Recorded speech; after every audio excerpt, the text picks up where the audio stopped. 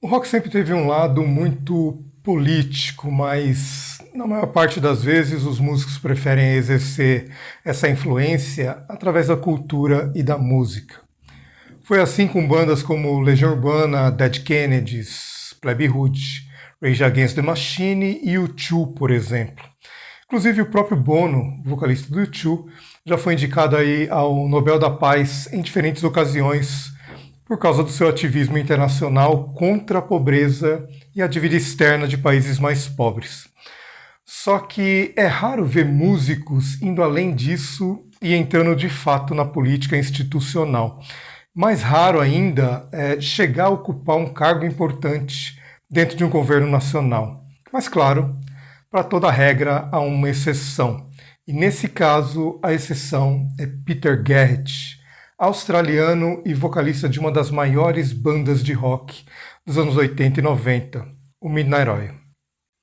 Entre 2007 e 2013, ele ocupou cargos importantes no governo australiano, como ministro do Meio Ambiente e ministro da Educação, o que, convenhamos, soa aí meio contraditório, vindo do vocalista de uma banda que passou décadas criticando o governo e a política em suas letras. Mas vamos começar aí do começo. Peter Garrett nasceu em 53 e se formou em Direito e Artes pela Australian National University, uma das principais universidades públicas da Austrália. Ele se tornou vocalista do Midnight Oil em 73 e é simplesmente impossível ignorar esse cara no palco. Assim. Além de ter cerca de 1,93 m de altura, ele sempre teve um estilo de performance extremamente intenso no palco, com movimentos bem característicos que viraram em marca registrada dos shows da banda. O sucesso mundial só veio mesmo em 87, com a música Beds Are Burning, que é um protesto político que fala sobre a devolução de terras aos povos aborígenes da Austrália. Aliás, se você curte aí um pouco de rock, provavelmente reconhece essa música já nos 3 primeiros acordes. Mas antes mesmo de entrar na política, ele já era bastante ativo no ativismo ambiental. Nos anos 80, ele chegou a ser presidente da Australian Conservation Foundation, que é a principal organização ambiental do país. O Midnight Oil, ele sempre misturou música com ativismo, e isso rendeu aí alguns momentos bem incomuns na história do rock. Em 1990, por exemplo, a banda fez um show surpresa em frente ao prédio da Exxon em Nova York.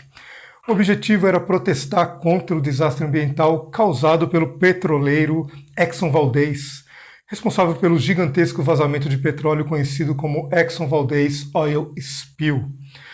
O show foi rápido, barulhento e, claro, totalmente político. Praticamente um protesto musical ao vivo no meio da rua. Alguns anos antes, em 86, a banda já tinha feito aí uma turnê completamente fora do padrão do rock, chamada Black Fella White Fella Tour. Essa turnê ela foi feita junto com a banda aborígene Warump Band e levou os músicos para regiões bem remotas da Austrália, principalmente comunidades indígenas. Naquela época, o Midnight Oil ainda não era famoso fora da Austrália, mas a turnê ajudou a dar visibilidade aí para a luta pelos direitos indígenas e acabou influenciando diretamente na criação de Beds Are Burning, que seria lançada um ano depois no álbum Diesel and Dust. A partir daí foi questão de pouco tempo para a banda estourar no mundo. Beds Are Burning chegou com uma letra bem forte sobre os direitos indígenas, injustiça histórica e disputa por terras, além de um videoclipe que entrou em rotação pesada na MTV. Além disso, ainda teve o famoso protesto nas Olimpíadas.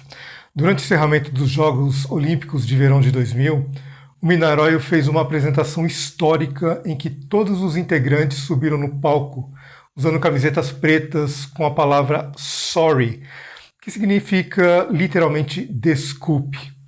A mensagem era claramente direcionada para o governo australiano, que na época se recusava a pedir desculpas oficiais pelas chamadas gerações roubadas. Eu não vou me aprofundar muito aqui nesse assunto, mas as gerações roubadas foram crianças aborígenes que eram retiradas à força das suas famílias aproximadamente aí entre 1910 e 1970, e por políticas do governo e pela igreja. A ideia era assimilar essas crianças aí na cultura branca, o que na prática significava tentar apagar a cultura indígena daquela geração.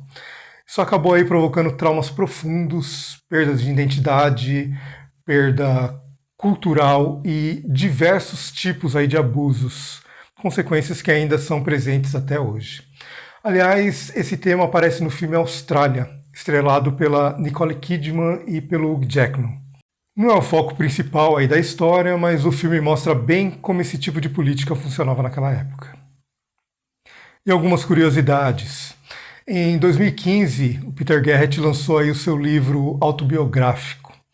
O livro oferece um olhar profundo sobre a vida dele, mostrando temas como infância e família, com o impacto da perda precoce dos seus pais, a fase do minério, o ativismo ambiental, a carreira política e parte aí da sua vida pessoal.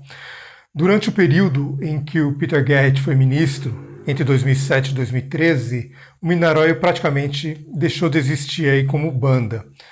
O Garrett já tinha inclusive saído oficialmente do grupo em 2002 para se dedicar à política, e enquanto isso os outros integrantes seguiram com projetos solos, aí, projetos paralelos. Mas houve uma exceção curiosa. Em 14 de março de 2009, quando ele já era ministro do Meio Ambiente, o Minarói se reuniu para um show único e beneficente chamado Sound Relief. O evento aconteceu no Melbourne Cricket Ground e reuniu várias bandas para arrecadar fundos para vítimas de incêndios florestais na Austrália. E foi até uma cena curiosa, né? Um ministro do governo subido no palco para tocar rock de protesto em um show beneficente. Bom, ao mesmo tempo, a carreira política dele também teve aí algumas contradições. Algumas decisões ambientais tomadas pelo governo do qual ele fazia parte foram criticadas por ambientalistas, mostrando o conflito clássico aí entre militância e política institucional. Em 2013, Garrett renunciou ao cargo de ministro da Educação e anunciou aí que não iria disputar novamente a sua vaga no parlamento nas eleições daquele ano. E assim, ele encerrou a sua carreira política depois de cerca de 9 anos no parlamento australiano, o que abriu espaço para uma possível volta aí do Minarói. E, claro, esse retorno aconteceu.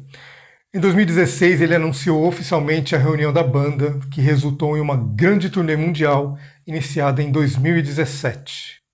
Essa fase terminou aí com a turnê de despedida Resist Tour, que foi encerrada em 2022. Oficialmente a banda ainda existe, mas sendo bem realista, não conte muito aí com novos shows. Quem viu, viu. E você, curte Minarói? Conta aí nos comentários.